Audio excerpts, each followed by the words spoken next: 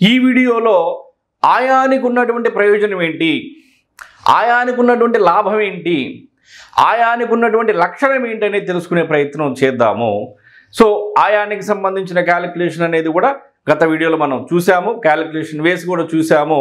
ఈ వీడియోలో ధ్వజాయం అంటే దేనికి, దాని యొక్క ప్రయోజనం ఏమిటి, ధ్వజాయము, సింహాయము, వృషభాయము, గజాయము 4 ఆయాలు మంచివి, 4 ఆయాలు చెడ్డవి. అంటే ఎందుకు చెడ్డవి?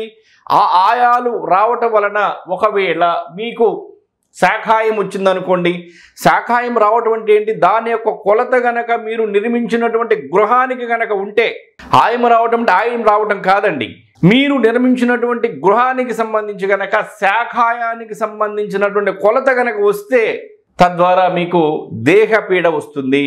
ఎవరికి? ఆ నిర్మాణంలో ఉండేటువంటి నివసించేటువంటి వారికి.